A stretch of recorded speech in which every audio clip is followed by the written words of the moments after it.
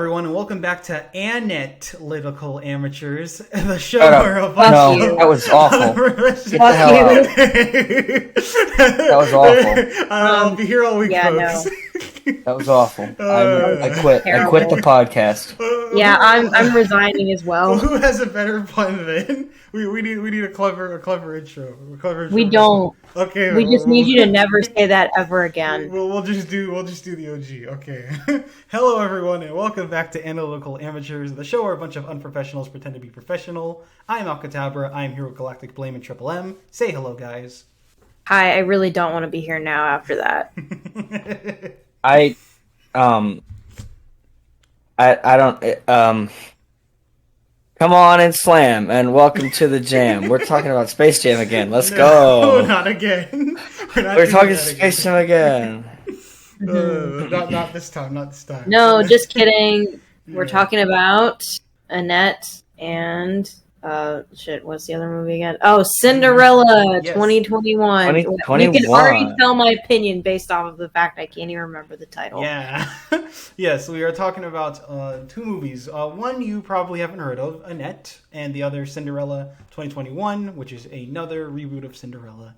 Obviously, in Well, maybe they haven't heard of it. I don't know. Amazon has it like up on their front page. Oh, well, Yeah, it's not like it's hard to find. True.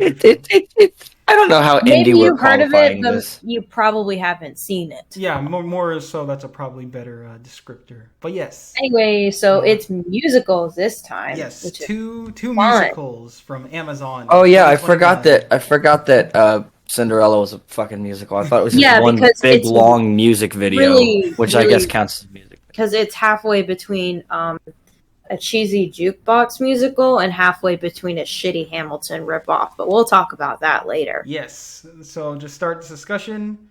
I mean, I guess we'll just get into Annette first. I'm recording from a different location, so I don't know if that's going to sound weird, but whatever. Point is, we are getting into Annette, a musical. It's weird. I guess that's the best way to start it. It's definitely a film, but Yeah. it's a welcome film for sure because it is. I can for sure say that I have never seen anything quite like it before. Baby. Yes, Puppet Baby. Puppet Baby. Annette is one of those movies where it's like you can watch it all the way through, and only in the final 10 minutes will you be like, "Oh, that's what it's about."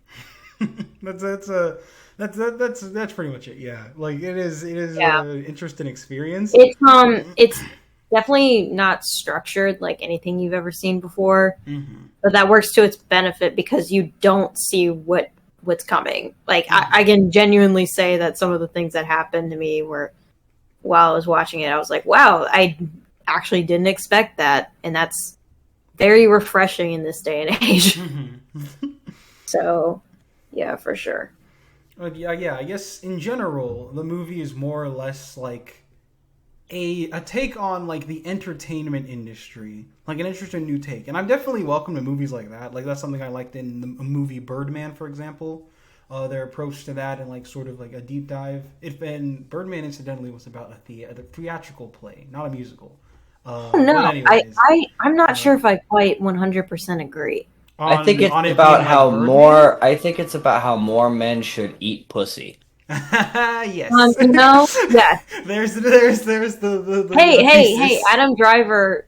I mean, he brags. He's like, hey, I'm the first person to ever in the history of film, to be singing while giving oral sex in a scene. Let's go. So, that's that was a marketing tool. That is an accomplishment. No, I shit you not. That is why I watched the movie. Like, You're yourself a man. Hold on. No, Hold on. that's fair.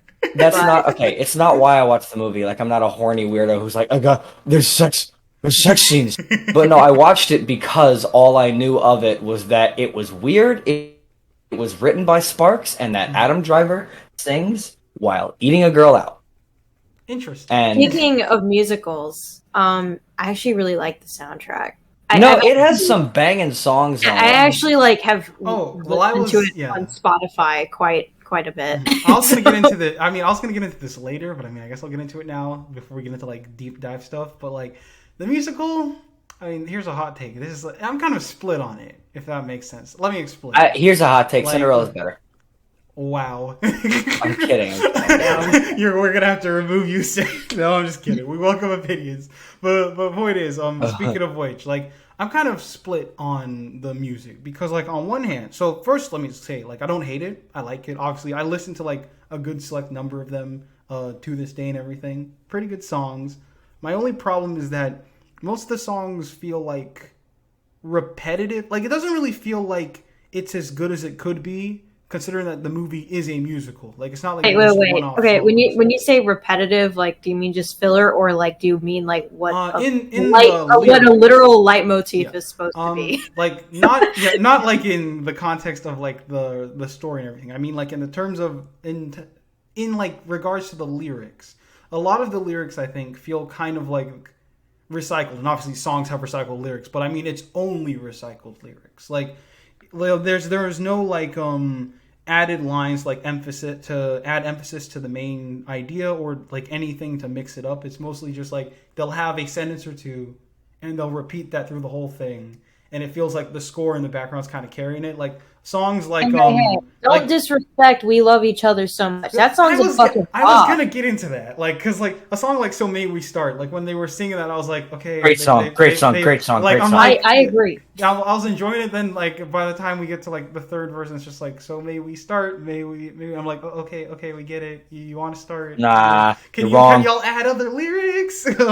but the same thing happened with "We Love Each Other So Much," which, while I love that song, I wish they added some other stuff to it. Like, it just felt like kind of just samey. Like, it's I don't know. I like music, maybe because music, definitely with all these different mediums, music's probably the most divisive in terms of taste.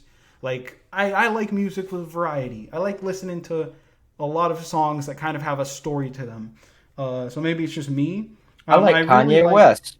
Congratulations. But like, you know, a girl, like the song, like "A Girl from the Middle of Nowhere," that was probably my favorite song of the movie because it was unique. It didn't do a lot of repetition. It told a story.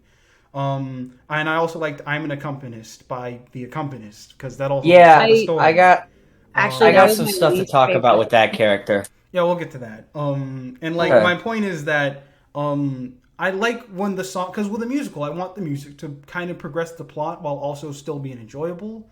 And most of the songs were enjoyable, but they also just felt kind of, I don't want to say lazy, but not as good as they could have been. You know, like, it almost felt like a parody of a musical, like spoof in it, like a TV show where they like parody musicals. I think you're expecting too much of like your standard Broadway type musical deal. Maybe that's fair, because that's not only is that not what they have, but I also believe that's not what they were going for. Like, I genuinely believe that wasn't the direction they were trying to take it, because I feel like that might even be like antithetical to like the entire thesis of the film. Like, it would be like saying, oh, let's give this like really like packaged you know, like pre-written out thing that, like, you know, we sing out our feelings in like really deep detail and like show it to the audience that way, when this film is really, it's a lot of subtle like symbolism stuff going on here. And some of it's subtle, some of it not so much, but most of it is like, you know, not really said, but just kind of like shown and implied. I mean, this thing just like, it just expects you to just go along with it. It's like, oh, their child is a literal fucking puppet. Okay, we're doing this now. And nobody talks about it and nobody mentions it. You're just supposed to, you know, believe it. So I don't know. I feel like that kind of adds to it in a way. But I understand your point. You know, maybe like going back and listening to it, it gets like, yeah, maybe I did wish for more variety, like when you're like listening to the soundtrack of itself. But, you know, it's not supposed to be something that you can like, even though I have like listened to it on like Spotify or whatever, that's not the way it's like intended to be. It's not like, oh, let's see like, you know, how many like noms we can get for like this one song or something. It's really more like, let's make something that like, you know, conveys the point of the film. Now that's what I got from it, but you know, I can understand your point though. My whole thing is just I just wanted a little more just variety. But it's still the songs are still like definitely good. They're not like none. I wouldn't say any of them are bad. They're still Well, I good. mean, it sounded. I don't know if you've ever listened to Sparks music. It sounded like Sparks music. I have Like not heard their music outside of this. I'll probably listen I to more of it. love them, and the whole thing that got me into them was the Edgar Wright documentary that came out a couple of weeks ago. Oh yeah, I It heard was about funny. that. It's like I watched the documentary that he directed. Is really good.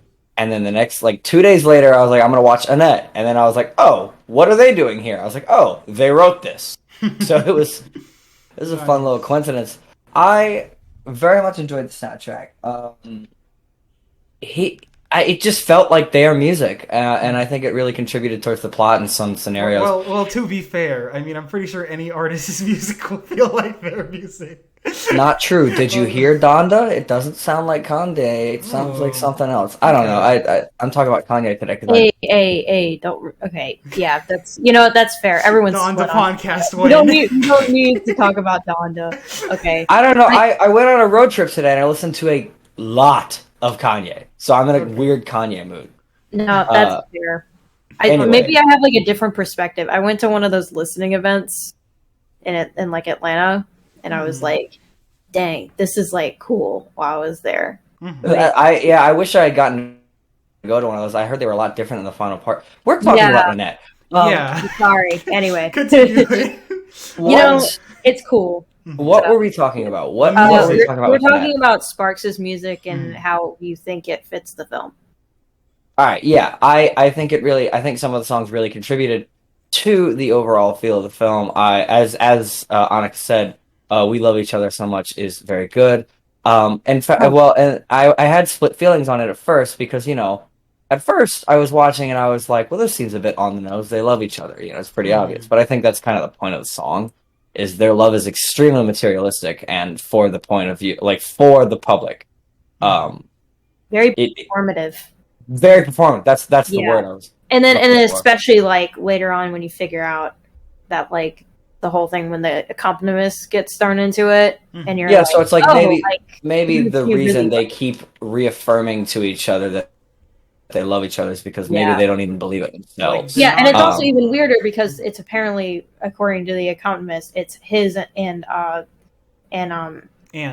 Her name Anne. Thank you. It's her and it's his and Anne's song, and not. That's right. I forgot about that. Yeah. That was. Really I want to talk about his character, damn it, but we're not. We'll get to him. We'll get into it. Yeah, we'll get into it. But yes, last point on the music is that it's mainly saved by the actors for me. Like somehow, like Adam Driver's monotone voice actually made his songs better.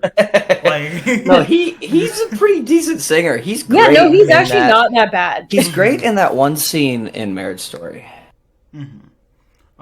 So like that definitely helped a lot, and I mean Anne was just a great singer, period. So that helped too. Well, I mean she's her actress is like a literal professional. Yeah, Marianne Cotillard does do opera singing, I believe. I don't care what movie you're doing. If you're gonna cast someone as an opera singer, they better be opera trained. Yeah, they better be good at it. It doesn't.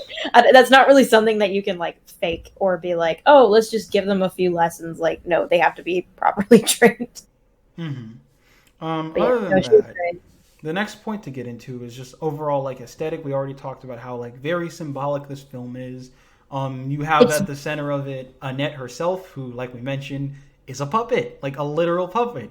It's very like literative, if that makes sense. It's like a lot of the ways that things are like presented and conveyed throughout the film is like it's a lot like magical realism and like short stories and like literature that are just like, oh, here's some like a lot of this is like normal, but then there's like strange shit happening, but it just happens and there's no explanation and you just gotta go along with it. But like the reason why that like weird stuff is happening is because it like magnifies like some deeper issue that is like present in the real world, and it's used in that way to be like, oh, let's show like the faults or like the positivity of this one thing. I mean, that's like something like, I mean, you see that in like superhero stories really, and it's like, oh, all these like at least good ones are like at least like good ones would be like not the product stuff. We're talking about true heroes. At least like the good ones will be like, oh, we'll show like the like that the dark sides of humanity via like something as in like superpowers. Like My Hero Academia is a pretty good example of how it uses like like superhuman abilities to like emphasize like real world issues, like how corrupt like the justice system is, or how like gifted children are screwed over because like when they're treated like better at a very young age, and how it screws them over later on in life, even though it's like, oh, they have superpowers, but it's like, oh, but that would like happen in real life if some kid was like really academically brilliant or something. So it's like that, especially with like specifically with like Annette, is I think she's used more as like a plot device to like convey that, like a literal prop. Yeah, exactly. So like what you figure out by the end is so she like, you're like, oh, and then obviously like her name is. I was dumb, and it took me literally 10 minutes to figure out that like Annette, as in marionette. Don't worry, I didn't catch on until you mentioned like, it. Wait, what? Yeah, the name dude. Oh, there's another one who just got it. Yeah, Annette. That's like, actually okay. I didn't get that. Yeah, and it's also, I think it's also even more interesting is that the fact that Annette's name is like a derivative of Anne, so it shows like her, because names are pretty symbolic, and this film is symbolic. So I'm not surprised that they use names to do like that. Poetry, sort of, they rhyme.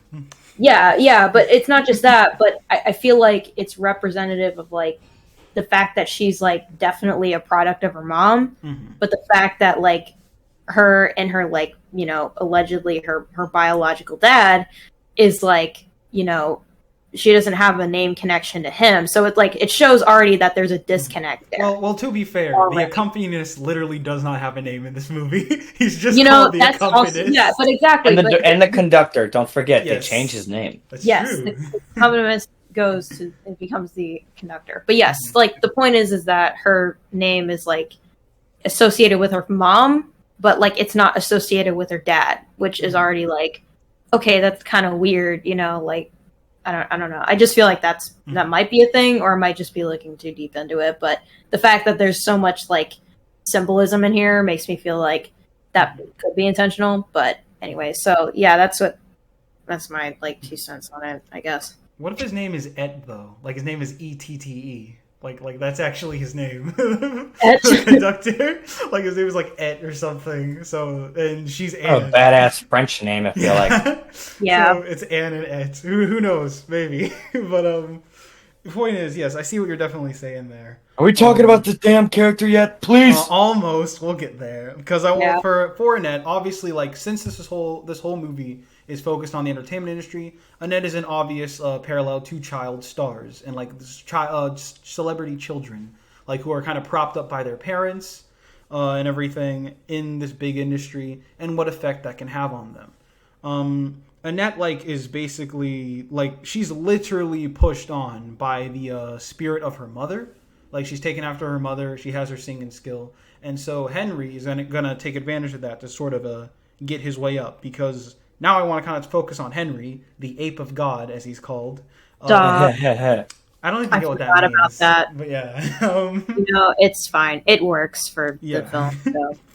But the point is that like Henry basically represents like the worst of the industry, like people who let their influence corrupt them. Like he's completely obsessed with his public image above all else, and he feels like he should be at the top of everything, like even his own friends and family. Like that's what causes him to become jealous. Can I just say yes. The opening scene like of his act I very much enjoyed. I very much found it funny. I thought it was really fun. He seemed pretty likable in the beginning. And, I mean, that's partially how he's written, and also it's Adam Driver, so it's like you're just drawn to him. So anyway, but yeah, for sure. Wait, what were we talking about again? For like his character, yes. Yeah. And So, enough fantasizing about Adam Driver. Well, we can do that later. No, yeah, for sure. He definitely lets it. Yeah, I know Adam Driver. It just sends you into like a hypnotic state where you can't think of anything else but just him. Anyway, oh, got that weird ad where he was a centaur. Jesus Christ. And with an FK Twig song in the background. Still gives me nightmares. Commercial. Okay. Anyway. Yeah, sorry. Really, God, he really does have that effect on you. Anyway,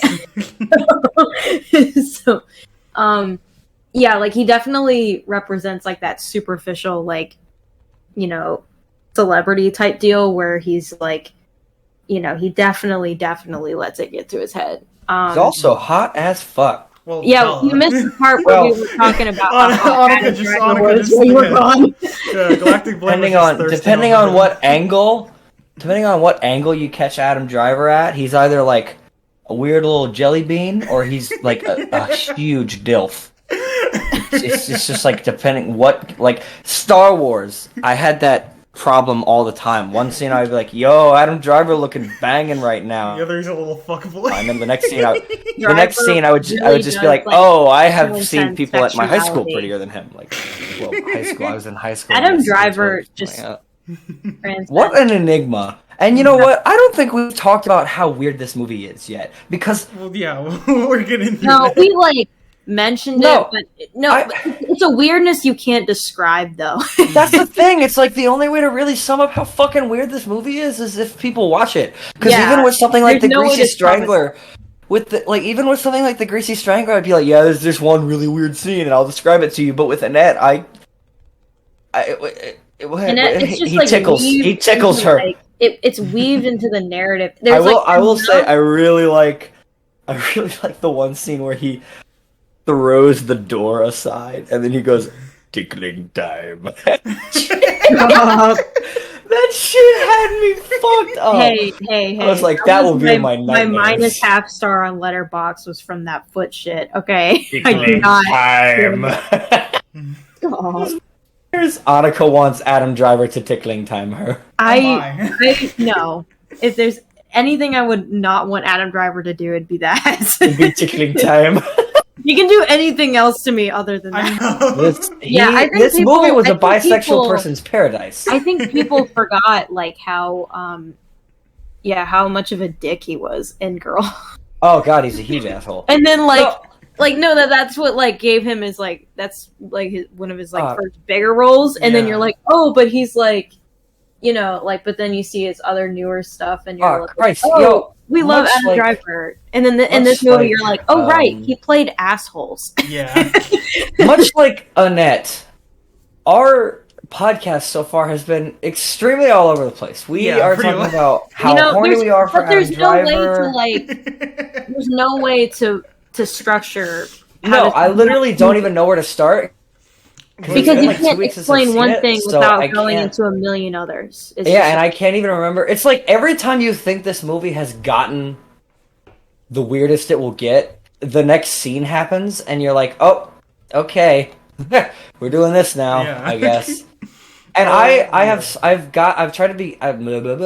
I've tried to get out of the habit I used to be into, where after a film is over, I will immediately look up an analysis to try and understand what happened. I've been trying to analyze stuff myself, unless it's just fucking straight up confusing without research, like The Green Knight. But with Annette, the only real thing I've been able to take away from it is it's a statement on the entertainment industry and how it treats child actors and actors themselves. But other than that, I got fucking nada, and I just like tickling time. Well, that's all I got for you. And also, I think The Ape of God is a badass name. Yes. I wish I had come up with that. That's so sick. But yeah, where do I leave off? Where I left off was talking about Henry. But yeah, for his character, like I mentioned, he's obsessed with his public image and everything. And he becomes jealous of like his own family, like Anne. Like he's jealous of how she gets so much more attention than him, her success. The analogy they make about how she's always dying, like it really goes to show how far he is with his control. Like because she's dying on stage, obviously, for acting and everything. And he's literally so obsessed with, like, his control that he feels like she can only, like, die for him. Like he's the only one who could see her in such a fragile, or, like, what's the word I'm looking for? Like, a helpless vulnerable? state. Like, horrible or helpless state. Like, I said vulnerable. Vulnerable. That's a better word, yes. Okay, like, yes. a much more vulnerable state. Like, he feels like he has complete control over her and everything.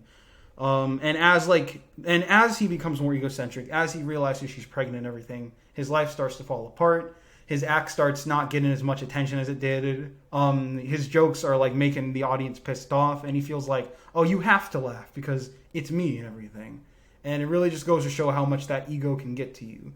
From a creative standpoint, that you feel like you should be entitled to everything simply because you make it, to the point that it affects your family. And I also like that they really had like a lot of a gossip angle. Like we see the news reporting on Henry and Anne's relationship a lot through the movie, and that really just goes to show like how wrapped in it is. Other than that, then obviously Anne dies. Like, did he intentionally kill her? I wasn't really sure how to take that. I don't know. He was drunk out of his mind. He says he was drunk. So like, was it intentional? Fucked up. I think it's just I don't think that really matters to the narrative. I don't know. Dead either way, so like, yeah. Because it seemed like he was just really going off the deep end, and the fact that she was just going to keep getting more successful. Like, I don't know. I really just don't think it mattered to him. And if he did it in a drunken thing, it was like, whether he meant to do it or not, I think subconsciously he needed to like control her in that way.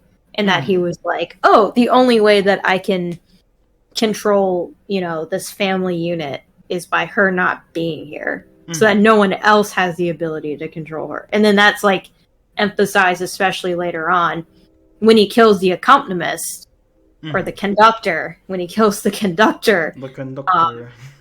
he throws a wrench into that like narrative of like control. So, I mean, like the fact that, that he killed the conductor later seems more like it was at least somewhat intentional on his part, whether he was drunk or not. I don't know.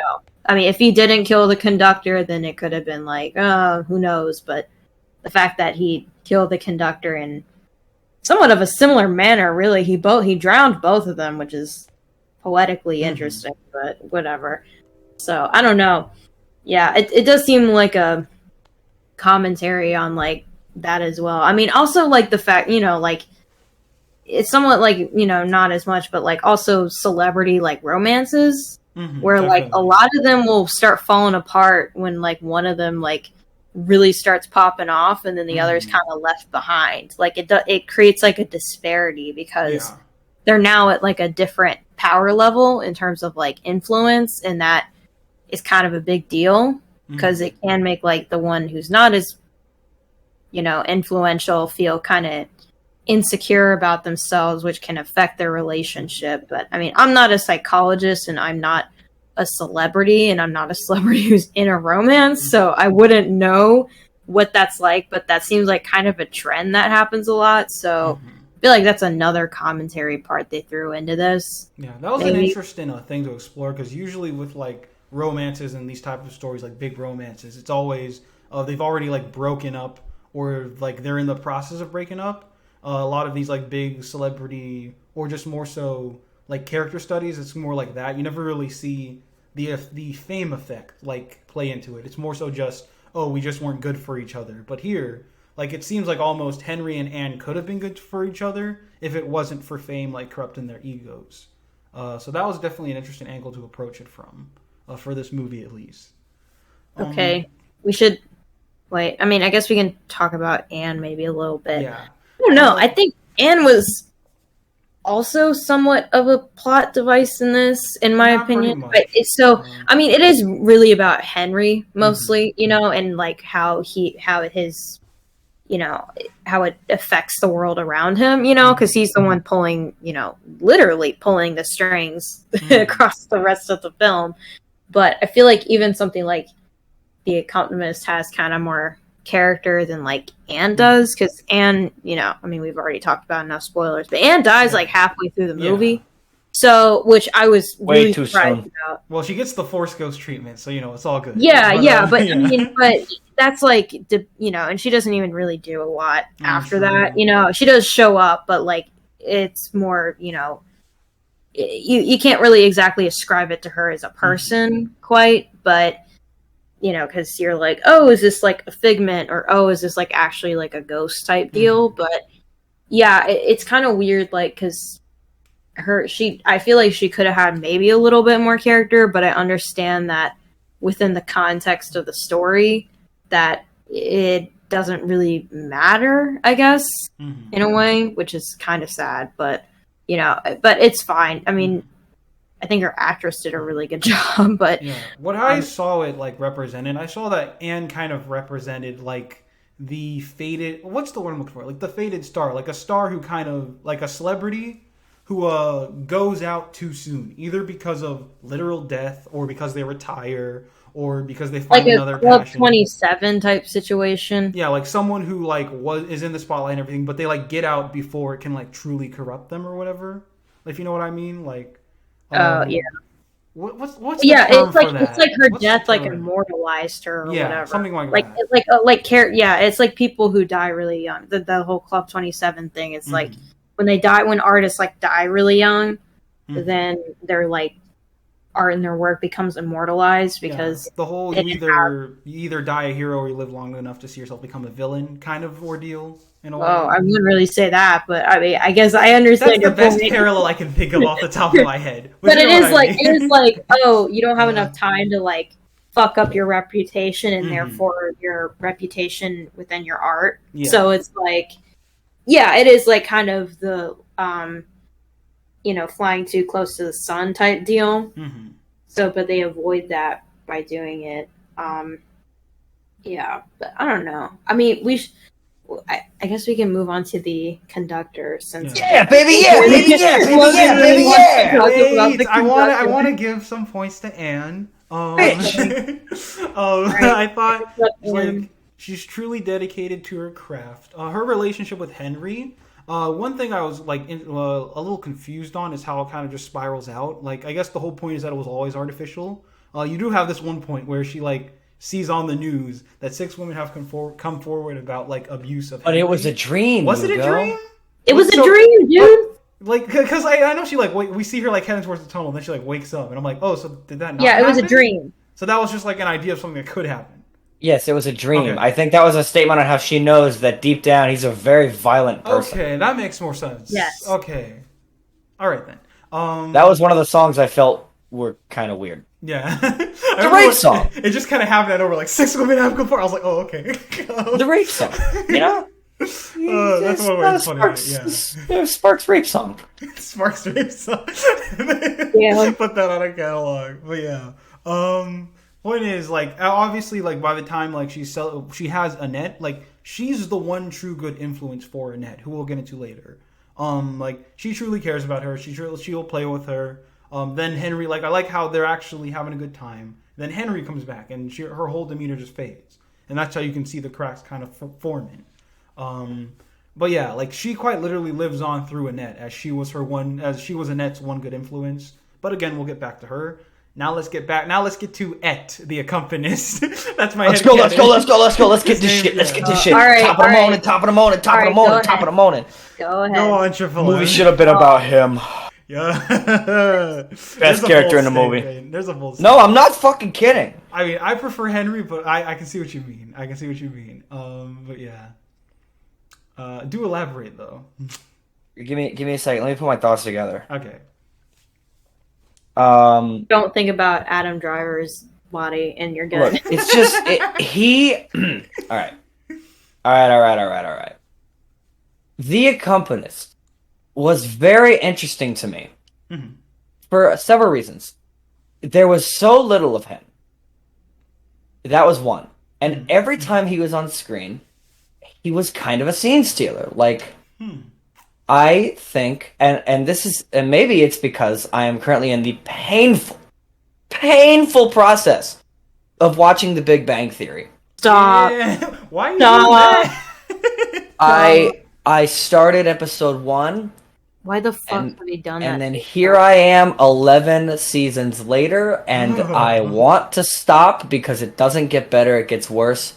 But I've made a commitment to this show, and I'm going to finish it, goddammit, so I can say that I watched The Big Bang Theory all the way through. Nice. I've seen like 3 episodes. I've seen like 3 episodes. But I will tell you this. My parents watch a lot, so I've seen like a lot of... I am ashamed of myself because the other day I was watching an episode and they got the Green Lantern oath wrong. Ooh. And I considered writing the producers. I said, "Do you?" They said, "In brightest day, in darkest night." In darkest night. In blackest night. It's not that hard to get right. It's in blackest night. Darkest night. No evil will. Is the anyway, it made me cringe. Oh, but that's where I'm at in my life. I have no girlfriend. I have no job. I am fat, and I watch The Big Bang Theory and get upset about. Yeah. Anyway. Welcome to the club. Anyway. So gross. Okay. What did I You're amongst friends. Oh yes. Okay. I started this by I'm watching The Big Bang Theory. Simon Helberg plays Howard Wolowitz. Yes, I know that. That's why the second I was like, oh, it's Howard from The Big Bang Theory. And I did not expect him to be such a good actor, mainly because on The Big Bang Theory, he just does, anti-Semitic stereotypes that a bunch of white writers write. Is this true? Oh my god, there are so many Indian and Jewish jokes, and it feels really fucked up. Like, there was this one joke where they were like, Raj wants to be the godfather of our baby. And Howard was like, well, maybe we should make him beg for it. And then Bernadette was like, well, he's Indian, he's used to it. And I was like, what the fuck? Jesus fuck. I was like, that's not even casual racism. That's just blatant racism. That's just like... Good lord. Like, that's is not... Is the character who said that supposed to be a bad person? Because that can work No, if, like, it's like a shitty person. No, it's just like a haha, racism is funny type situation. It's not. It's completely fucked up, and there's a lot of. We're talking about The Big Bang Theory. God damn it, we have to get to Cinderella. Okay, anyway, Big Bang Theory's not that great. Anyway, but as I was watching Annette, I'm like, wow, the first scene he's in. Nope, second scene. Mm-hmm. No, wait, first. He's not in the movie. Okay, his first scene was when he's singing the song, right? Yes, that's a great scene. He's very vulnerable, but it's also very held back. Mm-hmm. And I really liked his performance, and I found his character intriguing. And I was like, I can't wait till he's in another scene so I can learn more about him. Him in the conductor scene. Yeah, that's my favorite scene. I agree. That is such a good scene. I'm so pissed that they didn't put that in the soundtrack too. Mm-hmm. They didn't put it in the soundtrack. I was looking for it in the soundtrack, and I was like, "Where? This is." And my point here is that I was like, I can't wait to see more of him. And then the second scene is the conductor scene. He's not a character. Yeah, he's I wanted him. Mm-hmm. I wanted to see more of him. His plight is relatable. Mm-hmm. Like, his emotional torment is something I wanted to know more about. And he's probably... No, I don't know if he's the best actor in the movie, but he's damn good. Mm-hmm. And I wanted to see more of him because fucking Simon Helberg is known as Big Bang Theory Man. Yeah. And that's not fair. That should be... That shouldn't be anything anybody's known for. Mm-hmm. And yet all of the actors are now known as Big Bang Theory people. That's not fair to them. Yeah, and what's her name? Is it Kaylee Kyoko, right? Haley Kyoko. Haley, sorry. I get the two mixed up. The artist and her mixed up. They have very similar names. Yeah. So she was in that flight attendant show, and she was actually pretty good in that. And I'm like, damn, they really are out here screwing up these really talented actors in The Big Bang Theory. They just don't give them anything good to work with. So, but on the note of the accompanist / the wait, is Henry the only real character in this movie? Fully fleshed out? Yeah. No, I mean not just that. Everybody else kind of serves more of a symbolic role. I think it's just really him. Yeah, he gets the most character, I'd say. I mean, Annette kind of counts. But she's more so literally by the end. Yeah, Only by the really end, by definitely. the end. I think But by the end of the film, but before that, she's like all symbolism. Mm-hmm. But We yeah, gotta fucking. I gotta talk about we'll Cinderella. get there. Now I On the talked note about of my Yeah. favorite Yeah. character Yeah. in the movie Yeah. who is underutilized. Mhm. Pretty much one of my only problems. Another problem I had with Annette is sometimes it felt really full of itself. Like in Like terms of like symbolism, like overdone. You mean? no, like just like hey, look how fucking artsy we are. We're so artsy. Like Look the how arts, fucking yeah, artsy. yeah, definitely. Yeah, There comes a point Oh, where yeah. like the artistic aesthetic can feel like overbearing, like you're trying too hard. The snobby indie shit. Yeah.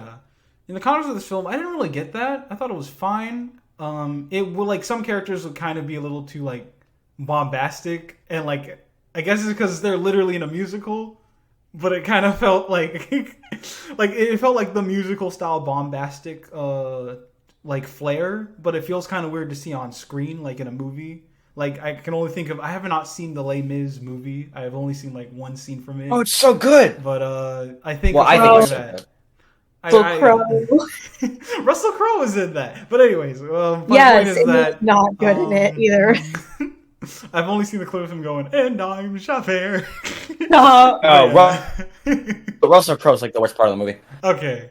Yes. But my point is, like, it Dude, had they that even kind fucked of... up Hugh Jackman. We're talking about Annette. We're talking about Sorry. Annette. We We're talking about like Annette. 3 other things. We're talking about Annette. But yeah, anyways, my point is, like, it could feel a bit like overbearing, but I didn't really mind that. Well, one more note before we move on through characters about the accompanist / the conductor / et in my headcanon is that like his whole thing, I guess what he represented was like the more so Anne is the pure side of like the entertainment industry, like the purity, someone who's truly there to perform. I guess the conductor in a way is kind of the overlooked side almost. Because, like, you know, because he's literally the conductor. He's not the actor. He's not the director. He's the music guy. Because in terms of, maybe it's just me how I approach this, and maybe this is me exposing myself, but in terms of movies, in terms of theater and everything, when you think of production, you think the director or actors, you think either one of those first, right? Like, depending on what you value more. You think either director and writer or actors, and then somewhere near the bottom is, like, music and lights and everything. So he's kind of the technical guy of all this. And the thing is, what I like, the movie represents that the technical guy has a voice. Like, while he's not as bombastic and important as Henry or Anne are, he still has an opinion on everything that's going on, and still has and works as a sort of moral compass in Anne's place. Obviously, the two of them were together, and Annette may or may not be their kid, so he seems like a more pure match for her. Nah. Why did they That I don't think that. You don't think they were good that's her together? kid. No, I don't think that that's his kid, because if it was his Oh. kid, it wouldn't be a puppet. Well, Yeah, makes The sense. symbolism would be different, I I mean, think. couldn't Henry still puppet the kid even if it's not his own? Henry could puppet this dick. I don't fucking know. Oh my! I But want to talk about Cinderella. We'll Damn get it. to it. But point is, he's kind of. I like that he was kind of the technical guy of all that, who still has an opinion on the bigger stuff going on. And he's able to still, even though Henry has more influence than him as a star, he's able to still get to him. And we can debate whether or not the child is his. I don't think it really matters to the story. Point is that he gets to him to the point that Henry has to straight up kill him. But yeah, while his role was short, I think there should have been more of him. Hell, I'll take a whole movie about him, honestly. Like, I still think he did a pretty good job.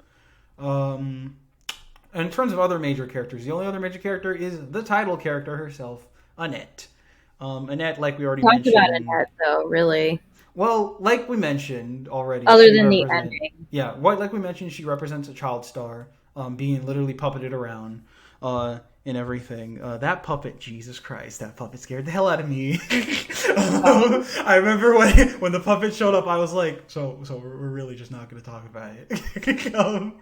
I was very, very confused, and I thought the puppet was it grew like I think its design changed. Not only because she grew up, but also in terms of aesthetic. Like, I noticed it had, like, big ears when it first showed up. Almost like a monkey. Like, I guess that's because the ape of God thing. But as she grew up and kind of She just got big ears. Like, what's the problem? You got something? You got a problem with people with big ears? I will not discriminate against like, big ears. You want to fucking talk to me about something, Hugo? I got big ears.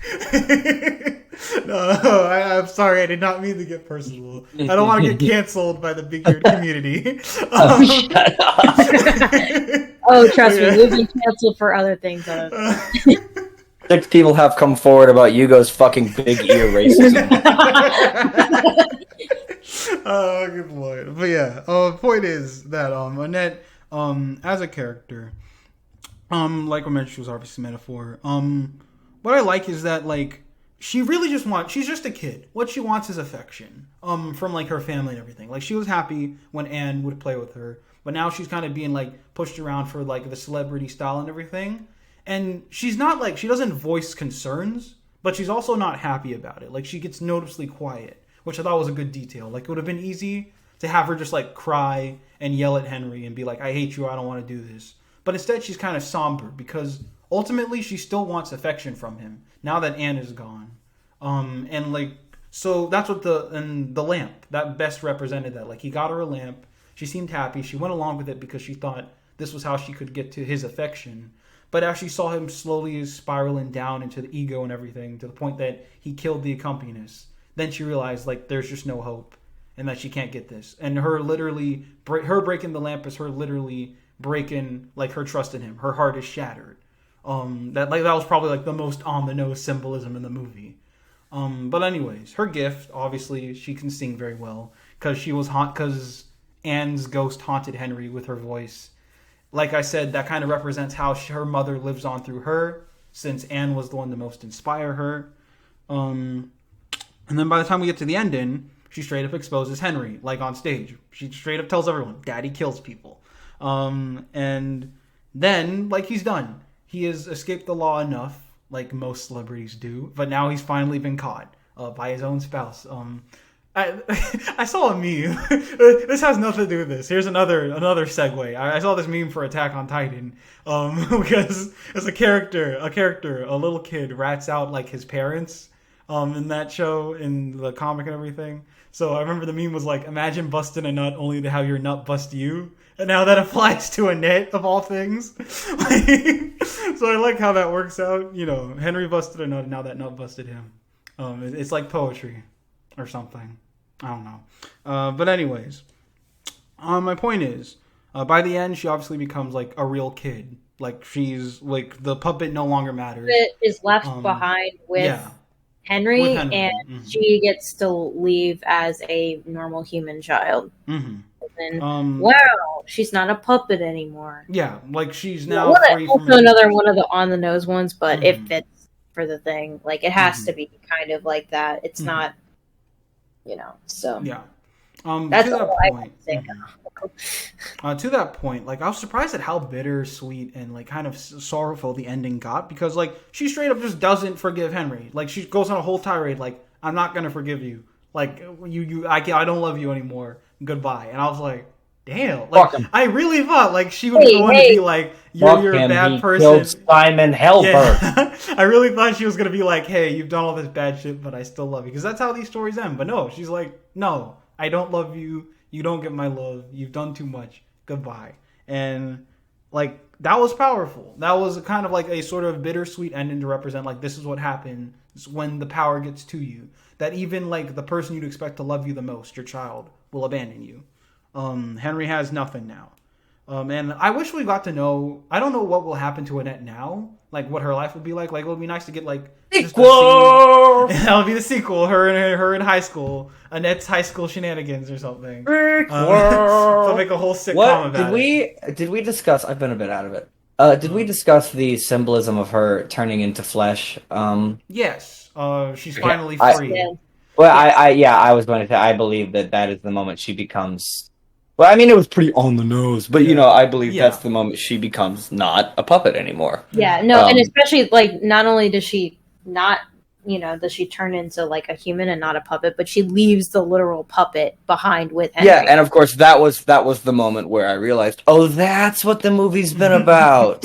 Like, literally, until that moment, I just thought it was weird for the sake of being weird, and I was like, I vibe with this. No, but then I was like, oh, It's a statement. It's like it's like a metaphor or something. But yeah, and I like Henry's last line to her: "Never cast your eyes down the abyss." I interpret goodbye, that. Annette. Yeah. Well, okay, that was the last lyrics he sang, but the last words he spoke. No, because he sings "Goodbye, Annette" too. You're wrong. No, I'm saying "Goodbye, Annette" is the last lyrics he sang. The last words. Fine. Yeah, the last dialogue he spoke was "Never cast yourself down never cast your eyes down the abyss," which to me represents like, don't do what I did. Don't be as bad as I am. Obviously, like in a moment where you've become as fucked up as Henry has, and you've done so much to your child and the world around you. Like that's Henry all. Fuck me up. Okay, that's all you can leave your kid with in the end. Like once you've committed this much mistakes, like all you can leave them with is don't repeat the mistakes I did.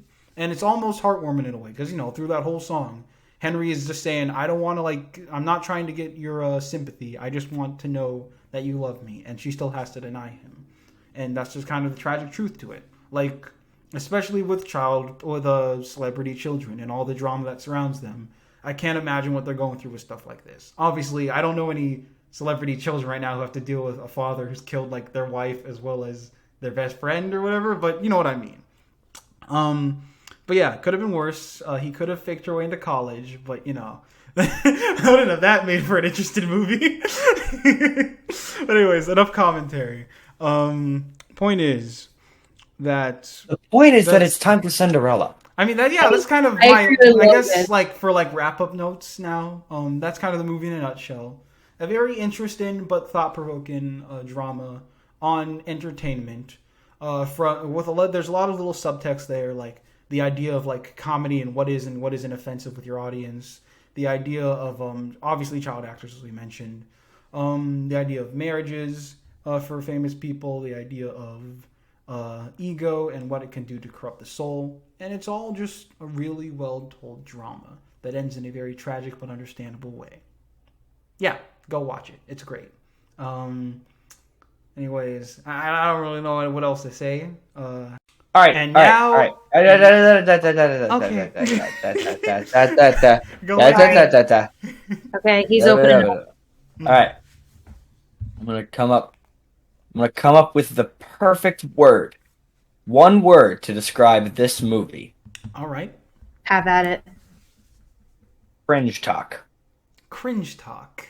It's TikTok and it's cringe, and you put them together, and it's cringe talk. Or it's tick cringe. Tick cringe. Tick cringe talk. I don't know. This feels like a TikTok video. This whole movie feels like an ad for TikTok. It looks like it's shot like it's a music video. It sounds awful. Most of the actors can't sing. Mm-hmm. It is because of people like us that it is getting a sequel. Yep. Wait, it's getting a sequel? Yeah, we hate watched it, and because of that, we are being punished for our sins. God, it is getting a sequel. This is kids, God telling us. Kids, if there was ever a time to endorse pirating, and He's All That are getting sequels. This is where we're at. I have not seen He's All That. What was that about? All right, I'm gonna lay into this. Okay, as the token woman here, because. Well, hold on. That's your job. Hey, we can't have cancel culture. That's your entire career. That is why she's here. The token woman. So okay, we can't have ourselves getting canceled here. All right. So anyway, but yeah. So this it's another one of those like girl power movies that's like, oh, let's get the female character to be like, oh, I want to start my own business, which is cool, by the way, if you really want to do that. But then you don't have to act like a dick about it. Yeah. It's okay. I'm not saying that a female character can't be a dick. She can, but it should be one of her flaws and not one of her, like, quirky, like, personality traits. Like, it's such, like, a pick-me girl. She's such a pick-me girl in this movie. I'm sorry. It's true. Like, she ain't like other girls. She'll put down other women for her, because, like, even some of, like the stepmom and, like, the stepsisters, like, compared to other Cinderella iterations, they're really not that bad here. Yeah, they were really, honestly surprisingly tame they're not. in this movie. They're not like. I mean, they're definitely flawed, but they seem, more like real people than cartoonish, like they're usually portrayed. But for some reason, but she's like gets all bitter about it and everything, which is like I didn't like how the stepmother was just a straight up fucking bitch through the whole movie, but then in the final 20 minutes they were like, just kidding, she's a good person. She has He's like, I was just looking after you because I was a woman who was trying to make it into this thing, so I had to act like an asshole to you for that. Like what shut the fuck up. Okay, shut the fuck that's up. another problem with this film is that it's so the second that I saw, I was like, oh god, this thing's fucking 2 hours long. Like right when I saw it, I was like, okay, Malignant is shorter. And then they got to I was like, whoa, they already got the fairy godmother here and everything. I'm sorry, yeah, he's only in one scene. Fabulous godmother, which is let us correct that.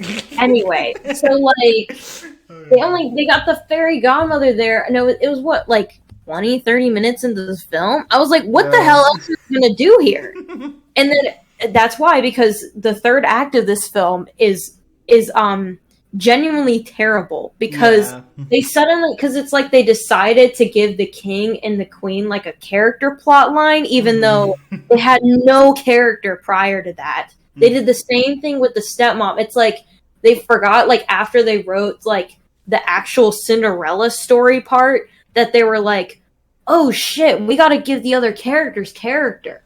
And then they just shoehorned a 10-minute short story for each person at the third act of the film, or the latter half of the second act into the third act. I was like, what the fuck is going on? I was like, I don't care about these people because you never made me care about them before. Yeah, I mean, definitely. I doubt you would have been able to do that because they couldn't make you care about. I didn't even look this far into it, man. I know cringe when I see it, and this was some fucking cringe right here. There was only one line in the entire film where I was like, okay, that's kind of funny. But then everything. Oh god, you found something funny? What did you find funny? I'll have to send you the video later. There's one. What's the line? It's literally 10 seconds long. It's actually not even that. It's it? It's one exchange. Well, now we gotta know. Yeah, I need to know. I sent it to you, Hugo. Okay. Anyway, yeah. It was right. I remember. Yeah. It was the one. Coming up for the middleman. It was the one where the fairy godmother was like, "Do you want a rich white dude or something to come and sweep you off your feet?" And she's like, "Yeah, I was just crying about it." That was the only one. And it was more of the editing and the delivery. Yeah. Because they definitely could have made that cringy if they hadn't done that part right. But I think that was an accident, and it's not it was actually well executed. It's just they happened to accidentally make something good, and then everything else they just fucked it up because comedic timing. And this is so terrible. The fabulous godmother annoyed me too. Because I wanted to like him. He was. I thought he had charisma, no. That's not why he annoyed me. Oh. Why are they gonna do Lola from Kinky Boots like that? Well, can people let me talk about why I dislike this gay character? Yes. Yeah. Wait, was he as gay? A bisexual? Did they say he was gay? Just give me a damn second. I'll tell you. Okay. As a bisexual man, representation matters a lot to me. Of whether they're gay or bi or pan, just representation. Partially because, it's something that we haven't seen a lot of in history, and partially because it gets people so mad. It's just so funny to get them, to watch people get mad about gay people just existing. Definitely writing a video about that. That'll come out later. But yeah. I'd like to collab on that. Yes. Basically, he was my favorite character in the movie, but even then he annoyed the shit out of me. Because you could tell that they were like, all right, Billy, just fucking put on this dress, go out there and be a stereotype. Just be fabulous, queen. And then he was like, what do you want me to do? They were just like, go down the checklist. Say queen, say fabulous, say yas, be gay, flap your arms, just be gay. Just set all of it. Set that gay progress by a couple 100 years. Make us look bad, damn it. Open letter. He was like, fuck yeah. And then he went out and he was a stereotype. God damn it. And it was entertaining. But it was still a stereotype. And it's And he's only in the movie for like fucking like a scene. Like and 5 people are like, minutes. well, the fairy godmother was only in the movie for like a scene. I'm like, okay, this is the fabulous godmother. Exactly. If you're changing everything else about the plot, change that because this is like the was he most the talented narrator? actor you have. Was he the narrator? Yes. Okay, so he at Fucking least yes. has that. He at least had that. Still, Yeah, he told us about how they lived their lives governed by rhythm, but then they didn't live their lives governed by rhythm. Rip. and he also said the stepsisters were cray. Yeah, she cray. Ha ha ha, kill me. Yeah. Okay, dear Cinderella movie 2021, an open letter from 3 members of the LGBT community. Fuck you. there's our thesis for the movie. Sincerely, Guys. fuck you. Yeah. You single-handedly have set back progress by, at the very least, 5 years. For real. So thank you for that. But yeah, on that note, I guess for like more general like critique of the movie, one point I want to talk about. So obviously, the whole movie aesthetic is like a quote unquote new take, like on genre. Like it's not just your straight up fantasy. But when does it take place? I don't know. Yeah, we'll get Do into you that. know? Yeah, I don't know when it takes place. I went into this thinking it was literally just gonna be Cinderella, and I was like, oh, they're doing like hip hop. Okay. You thought it was gonna They're be doing You shit clearly and- didn't watch. I did not see any ads for watch this. No, I did not see any the commercials. video of James Corden sexually assaulting a man in traffic. Jesus! what the fuck? Hold on, give me context for this. Give me context. You haven't seen this video? No, I have not. Okay, Annika, have you seen it? No. Okay. Shut up.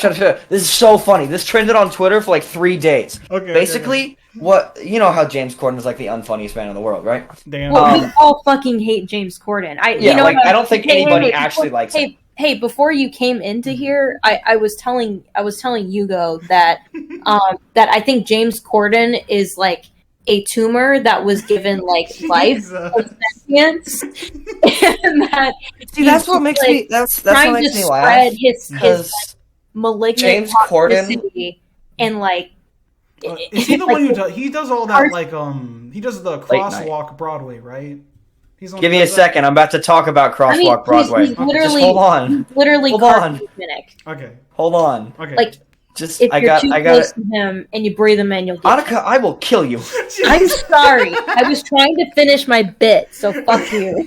Fuck your bit. You know what? This is the whole thing. James Corden is making us mad at each other. We're forgetting the Corden true is enemy. We're okay. This is. I told you he's literal cancer. He's literally What I was going to say is that James Corden did an interview with some magazine, and he was like, "Well, to be honest, I think all the people that hate me, it's just very obvious fat phobia." I'm like, "No, I'm fat. I hate you. No.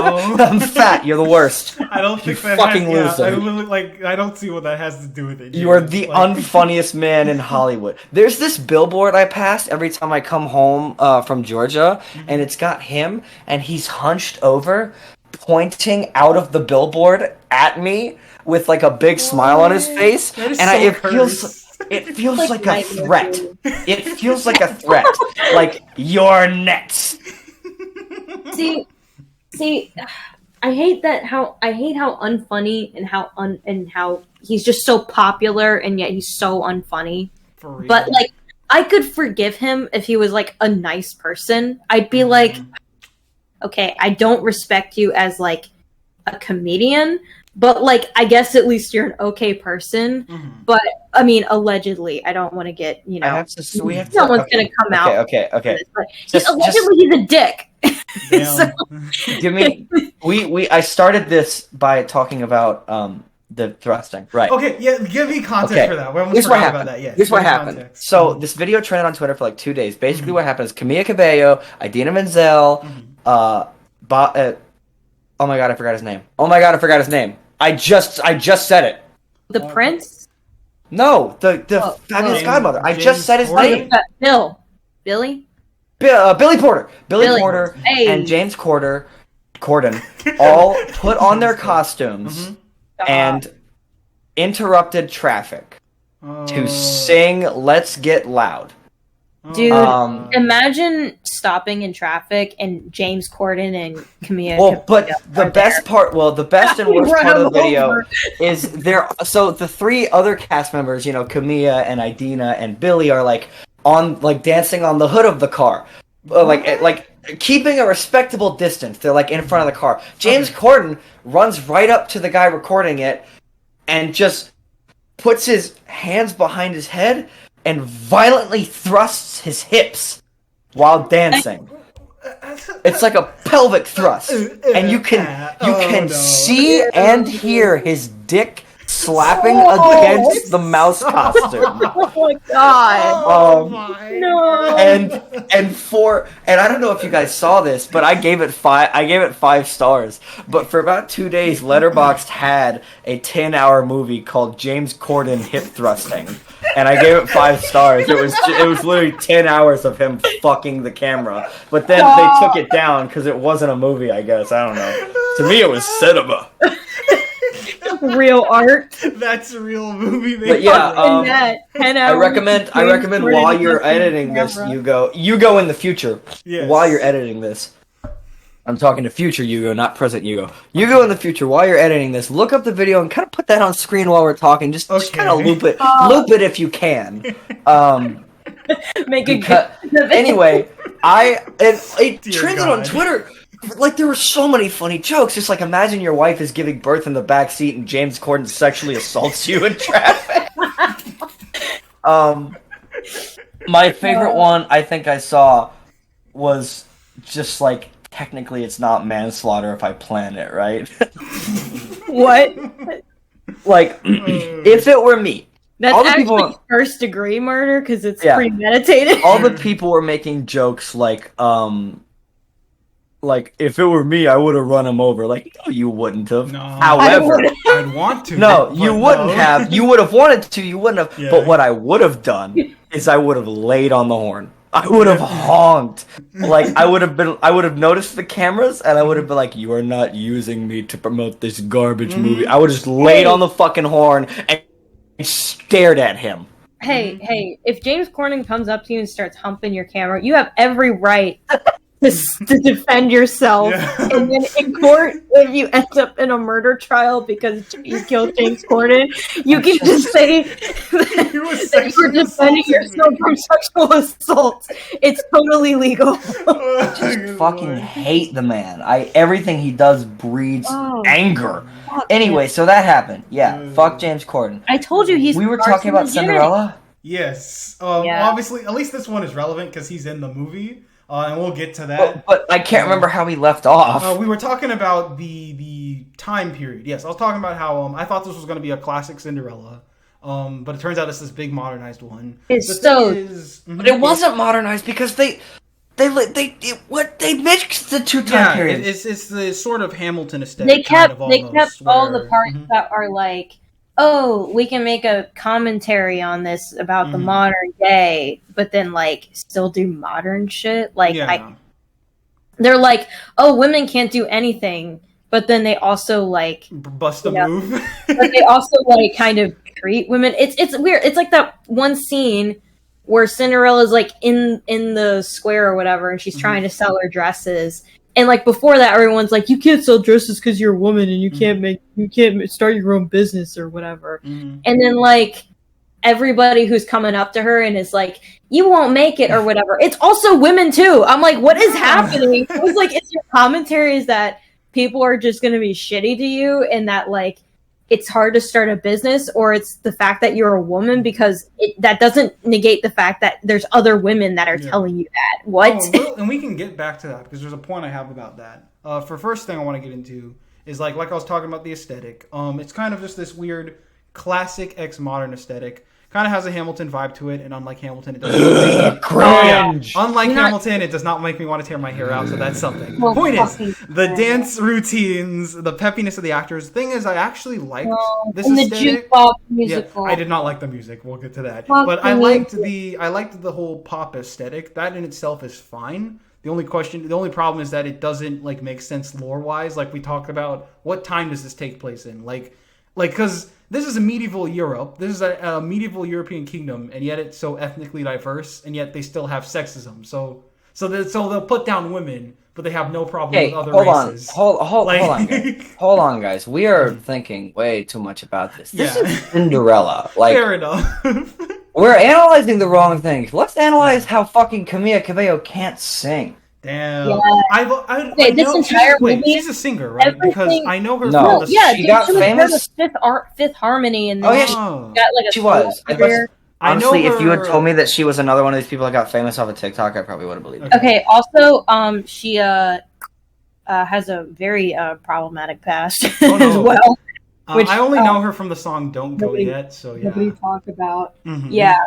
Yeah, she was one of the, she's another one of those celebrities that you can throw into the bin that had a bunch of like racist, homophobic tweets on from like however long ago when they were like 17 and said, I didn't know the context or the history behind it. And like, you're fucking 17, yes you do. I'm sorry. No 17-year-old doesn't know what those words mean and how hurtful they are to the people of that community. I'm sorry, but that there is literally no one.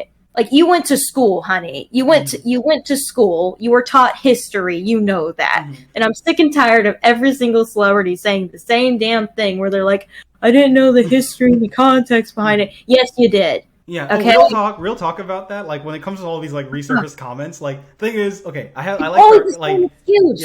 like dark humor. So I always like try to find the context, and I always read them. Like, there is some shit I have laughed at. I remember like when James Gunn was like under fire and everything. Like, a lot of the comments were really bad, but there was like some that I unironically would laugh at because of context, right? So it's not what you say, it's how you say it. So, like, if you're really going to make an offensive joke... To an extent, I can't walk into a crowd of people and jokingly say the N-word and get away with it. Well, true. Like, you got to have context. Yeah, context matters. So, like, with the Camilla's comments, I was like, okay, well, are they at least funny? No, they're not even funny. It's just her being offensive. Like, if you're going to be offensive, at least be funny. No, she made, like, a whole, like, fried chicken joke thing. She's like, I didn't understand. She literally said... She made a fucking stereotypical fried chicken joke, and she said, I didn't know that was racist. Like, what? It's the most bottom of the barrel. Like, you knew what you were doing, and you weren't even good at it. Like, this is bad on two fronts. But anyways, we can have the cancel culture podcast next time. Point is, whoa! She just straight up said the N-word. Yeah. Yes. Multiple times. Yes. Oh my god, she just didn't even... Wow. It's just very vitriolic.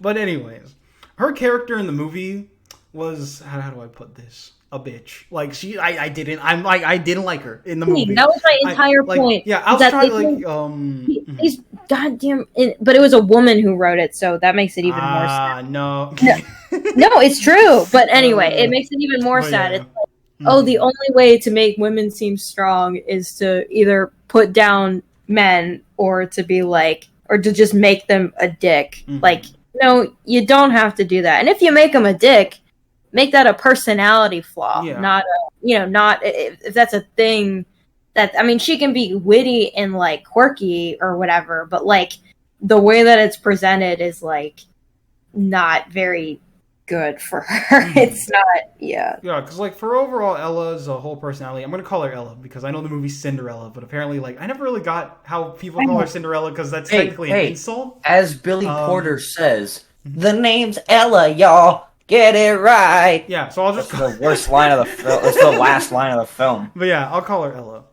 So Ella, like her whole character, like obviously she's a go-getter. She wants to go run her business and everything, and she's stuck in a time where she's looked down upon for being a woman. And you can really make a story out of that. But the problem is, you don't root for her because she's really annoying and she's really snarky.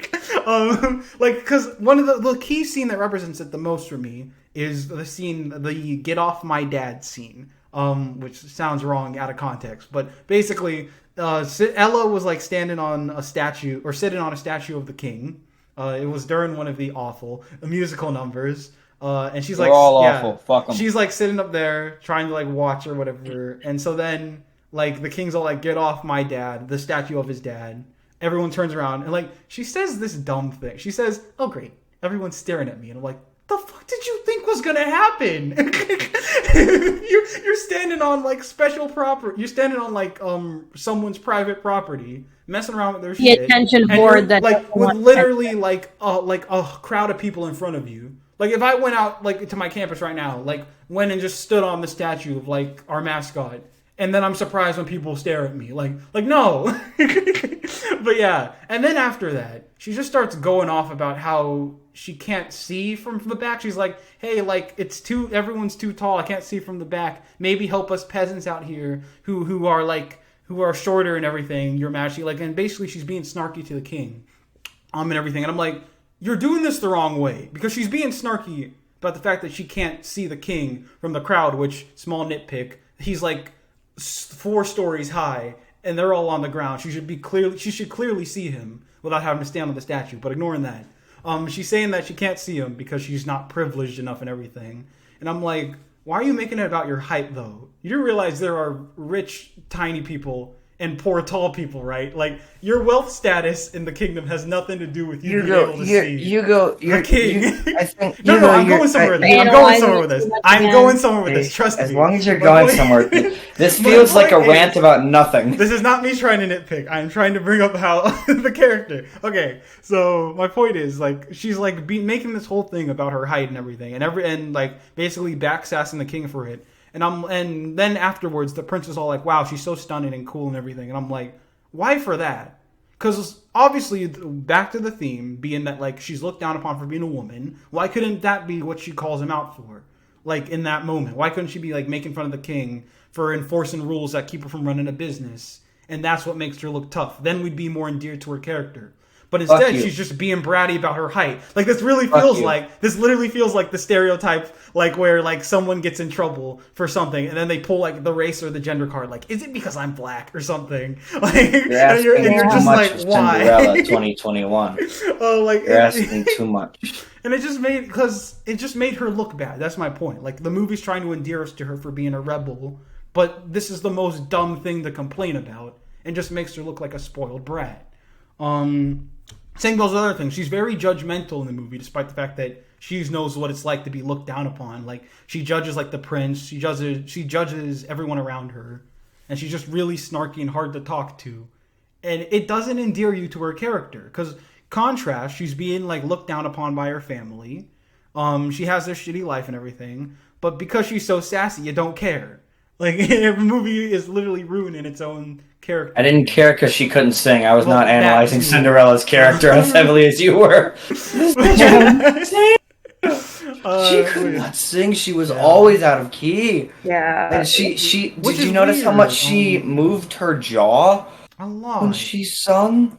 Like that, her fucking jaw was going up and down and up and down and up and down. And it was like, oh my god. But yeah, like because I know so her... like all of the music in this is just like so overly like it was so weird how like mixed over. It was just so artificial. If a movie like this has one original song and a bunch of other like parodies or whatever or covers, that's it called. If it has one original song and a bunch of covers, then I'm like, okay, they only wrote one original song. That's fine.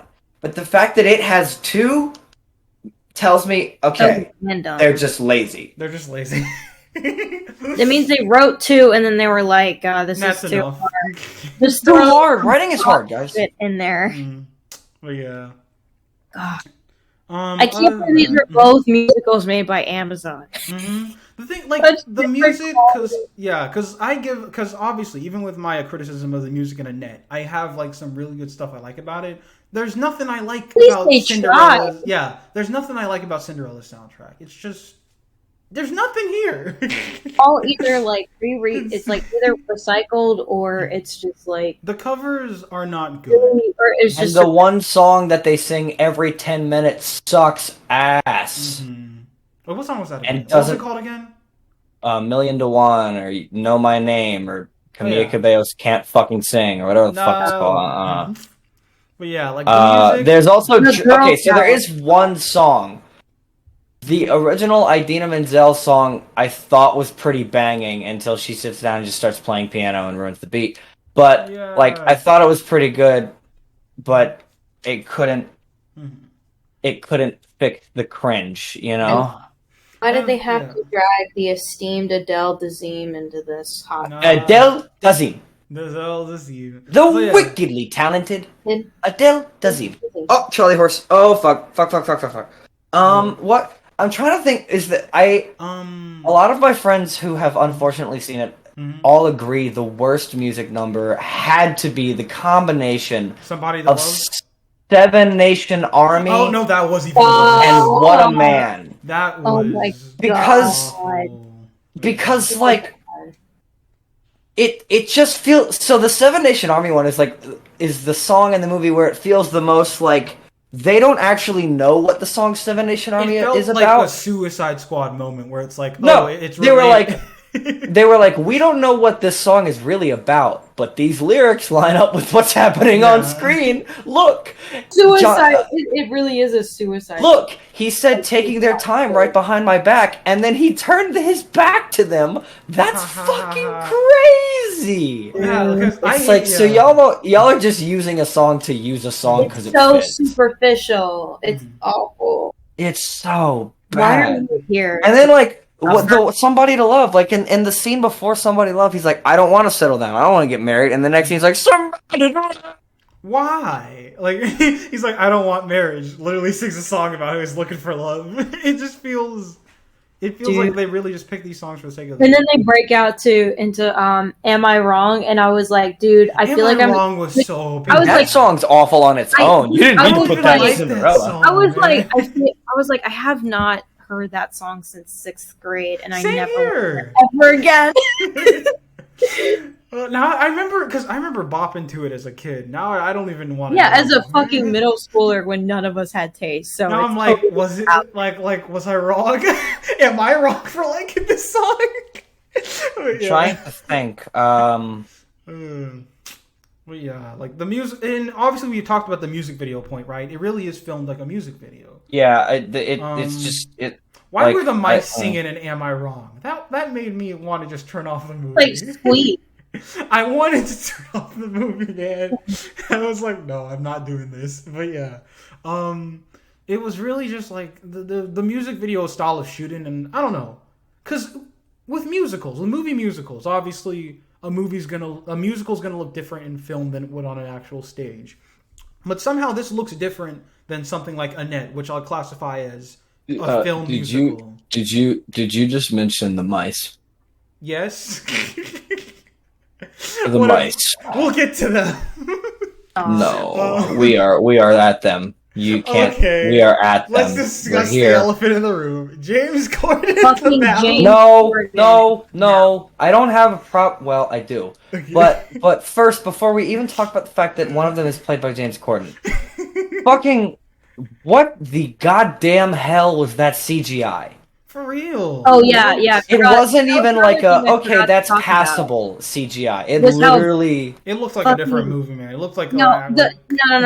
All the CG in this film is pretty damn. Was bad. there other CG? Yeah, with the dress. There was the dress. Yes. The dress was pretty terrible, especially because it's supposed to be like a really like pretty like cinematic scene, and we are going to get into the fashion. Trust me, I have. Okay, no. Let me take care of that. Oh, good lord! All right. Like, I'm not even like a fashionista. But okay, we'll get back to that. Point is, the mice. We were talking about the mice, right? Yes, the CG of the mice specifically. Oh God, where the giant head of James Corden and don't remind. Why was he floating? Why was he floating? Why was he so bad? Why was he floating? And it went on. Not only did we see it, but it went on for so long. Like he says, "Don't look at me, don't look at me." It's like, I'm trying. I don't want to. I'm sitting here like I had the most like literally flat monotone expression on my face, like, oh. I didn't. Me and my friends were like in awe. We were like, wow, what is this uncanny valley bullshit before my very eyes? I'm probably going to make that the screen image for this movie on our podcast. Yes, let's go! But yes, that was awful, man. I'm trying to think, is there anything else that I want to talk about? Here, Chad Puppet, Annette versus Virgin Mouse James Corden. Perfection. Oh right, yeah, the fashion. Okay, let me get into this. Wait. About the mice. They're okay. So they brought them in because I remember in the I only know the Cinderella I know is obviously the Disney princess one, right? The Disney cartoon, not the live action remake, but the cartoon, right? The mice had their own thing, and then they come back. They come to life as like the horsemen or whatever, and they were just kind of in the background, and that was it. In this movie, No, they for helped some her make reason, the dress. yeah, and they also make the dress. Yes, in this movie, for some reason. They make it so like they just have their own little comedic side story, like during And the also, ball. and the entire film, I thought that she could understand them, and then it's revealed like that she fucking can't. She can't. It's so weird. And I'm like, oh, so she's just crazy. She's just insane. They switch between them like squeaking and then them like saying Talking. stuff, and Yeah. I'm like, pick one or the other. Yeah, when she says like you're probably thinking, I was like, oh, so you're just insane. Like I thought you could actually understand them, but you're just guessing. I mean, I think it was implied throughout the rest of the film that she is indeed fucking crazy. Yes. But, Yeah. it's whatever. Oh, yes. Speaking of her being crazy, that dress. Okay. Oh, we're not there yet. I have to talk about the mice. I'm talking about the mice. I want to get into James You already Gordon's. talked about the mice. It's about the comedic bit. How like while they're at the ball, like I was actually intrigued to see Ella and Robert like become closer as a couple. But as they're talking, it just keeps Robert's the prince. They had they have no chemistry. Yeah, I was actually like willing to give him a chance, but then it just keeps cutting back to the mice just doing dumb things like, haha, we're humans now. We know, like, look at us clapping is so weird. I'm James Corden. Yeah. Watch me do funny James Look, Corden. I relieve myself through my front tail. Haha, penis joke, kill me. Stop. But yeah. Forgot about that. There was a penis joke. And it was made by Of course it was James Corden. James Corden who made the fucking penis joke. Isn't that irrelevant now because of the video? James Gordon showing off his front tail to that poor driver. Me patiently waiting for all the people to come out about James Corden's sexual assault claims. I'm not Gotta saying happen. It couldn't happen to a nicer guy. I'm not saying it happened, but it probably. I wouldn't be surprised. No, But yeah. no, it's not. It's not definite. So it's a lie.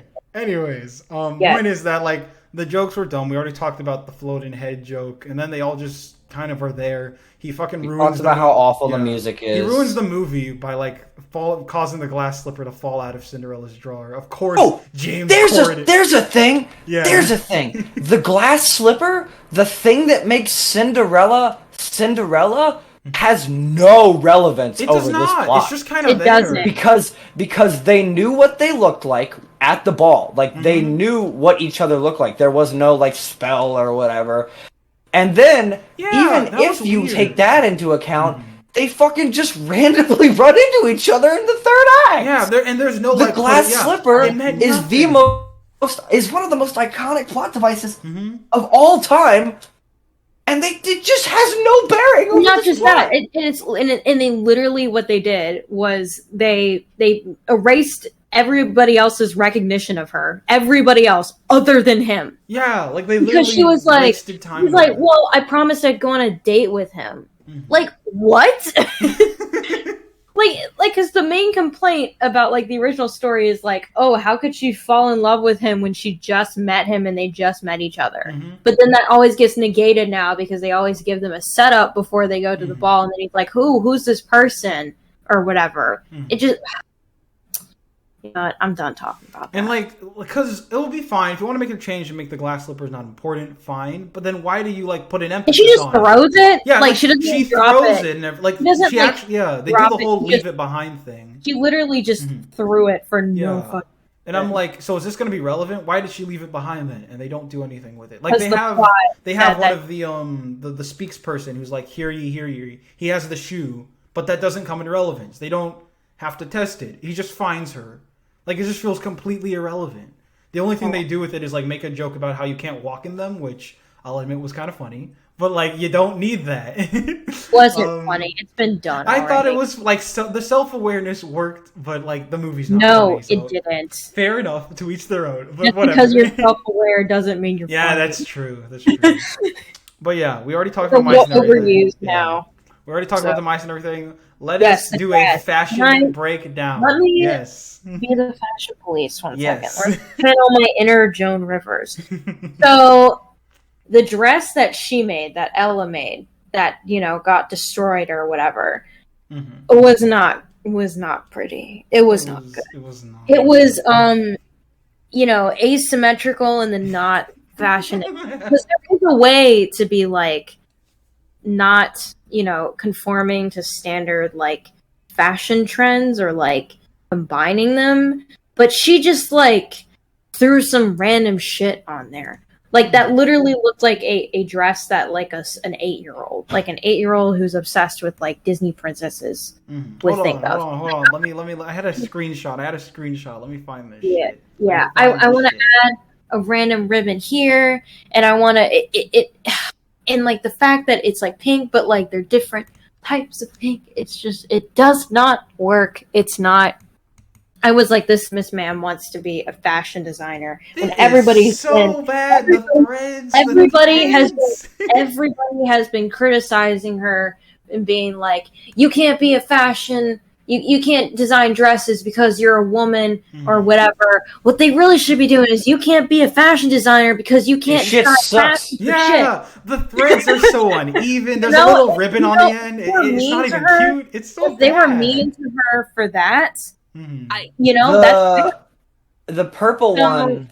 The purple one. Now the purple one with the orange sash was also really ugly. I think the one she gave her looks like the princess. A Goodwill. Right? Okay, the purple one looks like a Goodwill prom dress, and it doesn't even fit her. Like you can literally see like a gap of where her boobs are supposed to be held. The one she gave the fucking the princess. The hey look guys politics character. Yeah.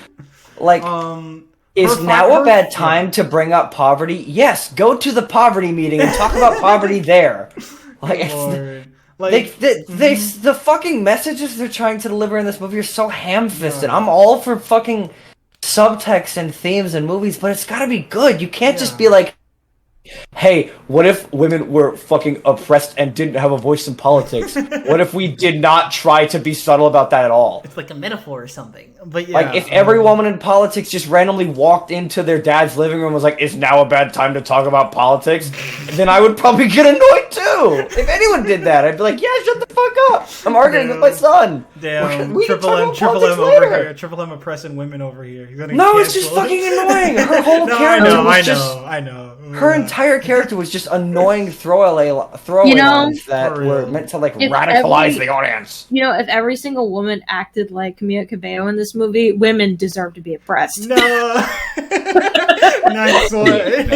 All my homies hate Camila Cabello. But yeah, looking at her final dress. Totally fair. Looking at her final dress, man. Like, I'm looking at it right now on screen. Like, it's so bad. Oh my god. It is pretty garbage. What are those layers? Pretty stupid. It's sticking out. It literally looks like there is a rectangle. It looks like there is a prom dress. It looks like a prom dress. It literally looks like someone like poorly drew a rectangle on her legs down. It looks so bad. Oh my god. Okay. The bra plate is too big. It's everybody who like had a somewhat high up position in this movie. I'm not gonna blame the poor like PAs and stuff who are trying to feed their families. Anybody who had like any final say in this shit deserves to be blacklisted for life. I'm sorry. Good Lord. The director, the / writer, the costume designer. I'm sorry, y'all canceled. Camila Cabello actually deserves to be canceled, but that's not the point. But yeah, James also deserves to be actually canceled for sexually assaulting people in traffic. Good It's not a crime, but anyway. But yeah, like I will give the one detail I will give her dress that I like is that like she designed it, like the final dress that she like gets. Like that's her actually using her intuition. Too bad it looks ugly, but like, at least she designed it. She deserves to be bullied for her. That's the thing. I'm so tired of talking about Cinderella, y'all. It's hurting me. We gotta talk about the prince. The prince. Yeah, I want to bring up. You go. We do not have to talk about the prince because there's nothing to talk about. That's fair. I will say he's stale as bread. He's not. He doesn't like women, but then he likes women, and then he goes with the women. Like, because that's an interesting point you bring up. Which is actually like very much a nice guy mentality. Mm-hmm. Like, he doesn't really learn why he should respect women. He's just like, oh, I should respect women because I'm thirsty for this bitch over here. And that is totally a nice guy move right there. Like, I'd respect it if it wasn't Camilla Cabello. Yeah. Like, because they were going somewhere with that. When he, like, first meets her and they're, like, in the town and everything, and she's, like, talking about how she wants to own a business. Like, he's genuinely nice to her. Then she's like, I want to own my own business and everything. But he's like, oh, but women can't own businesses and everything. And, like, the way he said it, I was like, hold on a second. Like, he's genuinely being sincere when he says that. And he doesn't realize how he sounds. Because, like, that could have been commentary about how, like, the idea of, like, back in the day. Commentary. Like, back in the day, like, people, like, because obviously back in the day with discriminatory practices, it's more so not that people just want to be hateful, but because they don't know any better. Like, because they are simply taught this is how the world works. This, like, these people are on top and these people are on the bottom. And that's what halts progress. And, like, his whole arc, like, he genuinely, like, cares about Ella, but, like, he doesn't realize that he's holding her back simply because that's what he's been taught. And, like, you could have her show him, no, that's not how this is, and we can change this. And that could have been the arc of the movie for his character. Like, someone who genuinely means well, like, learning a new perspective. And you could have someone like the King be, like, the truly hardy, like, bigoted person that he has to grow out of. Oh, James Bond, baby. Let's go. But, like, and instead, like you said, he never, like, really considers, like, gender roles or anything. He just goes, I want to fuck this girl, so he's like, I want this chick, so whatever she says, I'm cool with it. Yeah, like, he starts out as this, like as long as I can tap it, I'll say whatever you want. Yeah, like, he starts out as a lover boy moron, but then he just ends that way. Like, I was waiting for the arc that he'd actually become aware and want progress, but instead they just say, oh, your sister can rule. Whatever. You just go do whatever. Oh, I predicted that from the start, by the way. I was like, I guarantee you he's not... We got to change the story up. She's not going to want the fucking... It's just... I hate it. I hate it. It's cringe. It's cringe talk. Because I think he should have... They should have, like... I honestly think the sister character shouldn't have been in the movie. Instead, he should have taken the crown and worked to amend, like, gender roles in the kingdom. Taken what he learned. Care. I don't care anymore. Some that could have been of actually given the movie something smart to say. Instead, he's just kind of an idiot who wants love because why not? But at the same time, he doesn't. To stay here. I fucking hate this movie. Yeah, it's really dumb. We're done with it. Last thing, I have some last notes. Get your notes out of the way. The king. We already mentioned the king has a weird subplot with the queen, and like I really don't know because it's weird. It's weird to say I wish there were less characters focused on because you always. I already talked about that. I feel that they forgot that there were all these characters and they wanted to expand on them in the last 20 minutes. And oddly enough, I didn't want them to have these arcs. Like they just felt kind of like there and everything. Like the king and queen. It's not. I guess it's nice that the king learns to actually be more respectful. So it's nice on a wholesome perspective to show like, oh, people can change.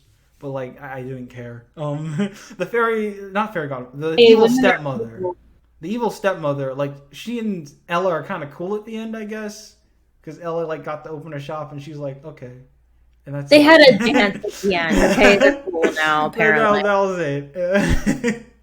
Felt very dumb. I mean, like them trying, like the whole sympathy angle they went for with Idina Menzel could have worked if they set it up earlier, but they don't, and the stepsisters are just kind of there. Like I don't remember anything they do. They're just there. Like they really didn't have to be there. It literally could have just been evil stepmother and Ella. They didn't need the others. They're just there. Yeah, this movie all in all is just bad, man. I tried. I genuinely tried. It hurts. The movie's so bad. But yeah. Other than that. We've already talked about how shitty it is. There's nothing else left to say. This made me depressed. Mm-hmm. The moral of the story is work with people who commit murder to attain authority because girl power. That's a reference to how she sells her dress to the queen who literally says that she killed her husband to get his crown. And she's just cool with that. Awesome. And what's the other moral? Never cast your eyes down the abyss or else you will become a puppet, baby. Yes. For real though, the obvious message. Cast your eyes down the abyss, or else you'll make Cinderella 20. Yeah. God. That's the thesis of this podcast. Yeah. But yeah, overall, like, here's a random fact. Did you know there are like 6 Cinderella story movies? Like a Cinderella Yeah. story is like the modern Cinderella. I think they're making a new one this year. And they're all better than this. I'm sure they are. They are. I don't think any Cinderella property. I would rather watch the live action Disney one again, and I literally fell asleep like halfway through that. So yeah. But anyways, those are our movies. It's got Richard Madden in it. Oh yeah. But yeah. Love Richard Madden. Like, are we done? That's all for Cinderella. That's I'm all done. I'm done. Yeah, I don't this want to talk about movie, this this shit. is We're cray. done. This movie is cray. Ha ha ha. But anyway, with all Fucking- that out of the way, in conclusion, with these 2 movies, this has been an interesting exercise, and I guess the movie musical formula. You have one that is a fun, like, experimental thematic musical, and the other which is just jukebox. Like, it's not even a musical; it's a music video. It's in between musical. Let's get loud. Let's get loud. Let's get loud. Let's get loud. Definitely recommend Annette. Do not recommend Cinderella at all. It's not even like so bad it's good. It's not It's just hate. bad. It's not hate watch worthy. Oh, hey, watch it. They'll make a 3rd one. Do not. What is the second one even going to be about? I don't know. I don't know. James Corden.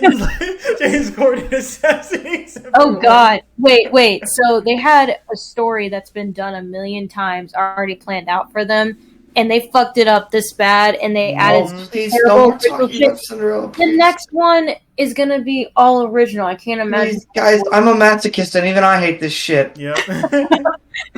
But yeah. Yeah, I think we're done for the night. Recommendation. Recommendations. Anybody? Okay. Who wants to go first? Anyone? Game of Thrones. Yours is Game of Thrones. I want to get into Game of Thrones, but I know the ending is like. Listen to me. Listen to me. Listen to me. Listen to me. Listen to me. Ever since I started my rewatch 2 weeks ago, I've been telling people the same thing. It's not about the destination. It's about the journey. Seasons 1 through 6 are peak television, and it's a very thematic and I wish, show, I imagine, right? I wish I could tell you. I wish I could tell you that the ending is just watch it. Okay. So you could say that you experienced it.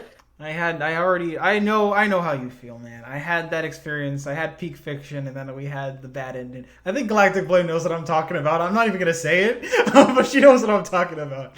Wait, what? I'm sorry, I spaced out. Well, we're talking about a story that was really high up there, and then the ending just sours everything and sticks with you. You know what I'm Attack talking on about. Titan? Fuck you. What are y'all talking about? Yes, it's Attack on Titan. You're gonna put me into another rant again. and We will be back for that someday, but not today.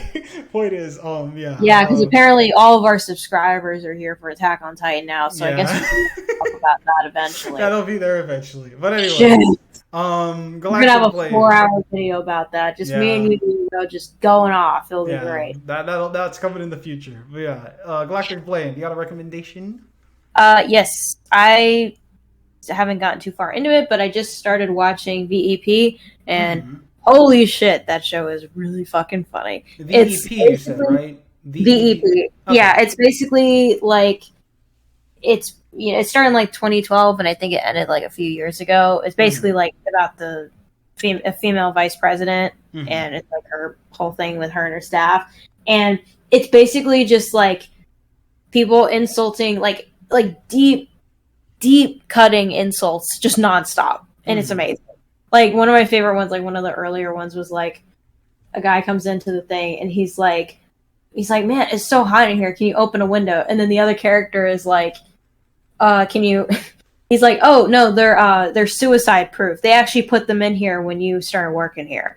And then it's just like on to the next one, and you're just like, what the fuck just happened? It's great. It's just nonstop, like people just everybody insults each other just over and over and over and over and over again, and it's like really deep cutting insults, and you're like, damn, like everybody just gets like super roasted. You know, who's the actor in that again? The actress. Julia. Julia Louis-Dreyfus. Yeah. Anyway, so she's really, really funny in it. Like she's gold, but everybody else in it is really fucking funny too. It's just really like if you really like that dark roasts and stuff like all the time, like nonstop. It's like the story itself isn't really dark, but it's like the humor is like extremely dark. And everyone, it's kind of it reminds me a lot of It's Sunny in Philadelphia. It's Always Sunny in Philadelphia, because it's just like everyone is kind of a piece of shit. And you just kind of go with it, and it's just funny watching them because there's like nothing redeemable about any of them. They're all just like a bunch of like elitist Capitol Hill snobs, and you're like, yeah, this is actually probably how they behave. They act like middle school children that are like running the world, and it's crazy. Anyway, yeah. So if you're into that, so like if you like things like It's Always Sunny in Philadelphia, go ahead and check that out, because it's actually got some of the best like snappy dialogue comedy writing I've seen in a while. So, yeah, that's my recommendation. All right, then. My recommendation is a little simpler. It is an old kids cartoon, Batman the Brave and the Bold. I recommend this for like, I haven't seen joke. That in so long. This show, I actually, like, I went back and started watching episodes, and I actually really dig it. It is a very fun show. It is very lighthearted, but it is fun. Sleeping on. Because everybody only talks about Batman the animated series. Yes, Batman animated series is good, but I also like The Brave and the Bold for its own reasons. Like, it embraces the very like old school, campy, corny side of comics. Like, dude, Batman is so thick in it. Though. Yeah, he's a very built guy. He's a thick boy. But yeah, I really like how it just really embraces like the corny side of things. Like, you have like villains like Calendar Man and the Clock King are like recurring characters. And the characters have all these wacky old school toy-like gadgets. Like, it's a very fun homage to old school comics. And it does, and it shows like you don't have to be like this big, dark, complex narrative to still be engaging. The show still takes itself pretty seriously, even with its wackiness, and it's still able to be serious. Like, there's some really surprisingly moving and dark episodes in it. But overall, it's just a fun anthology. Cartoon Network used to actually make good TV. Yeah, definitely. But yeah, I remember they used to have some of the best stuff around, and it's just awful now. Yeah. So sad. Overall, like, it's just a kind of fun anthology that shows off old school stuff. I highlight it now because I think now more than ever, with how superhero media has become all saturated, and especially super like dark and serious, you need like the old school fun of things again, and it really just brings a more lighthearted, moral side to heroes again, and it's fun. However, if you can't like, I understand if you can't like binge all 3 seasons right now. So specifically, to be on theme with this podcast episode, the one episode of the show that I would recommend the most is season 1, episode 25, Mayhem of the Music Meister. In that episode, we have a villain who's called the Music Meister. He's able to mind control people by singing. So he plans to just like mind control people through some musical numbers to like steal stuff for him so he gets rich. Batman has to stop him. It's a pretty simple premise. I love the episode because of just the musical numbers are unironically like a bop. Like, I actually have the soundtrack. I really like it. Neil Patrick Harris voices the Music Meister, and he does a really good job. He's a good singer.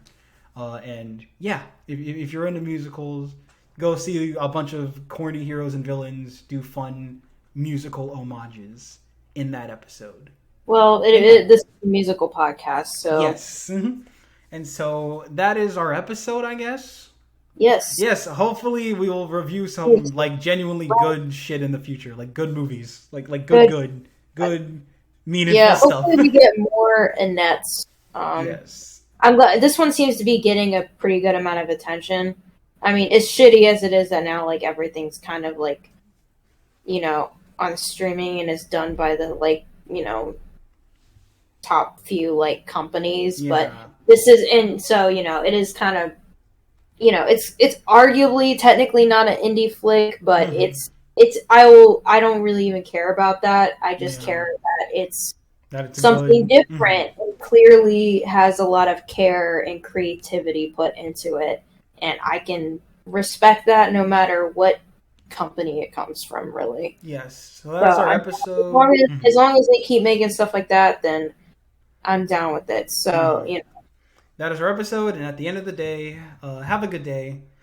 And always remember, Cinderella 2021 is still better than Hamilton. Okay, bye! Bye, everyone. Bye-bye.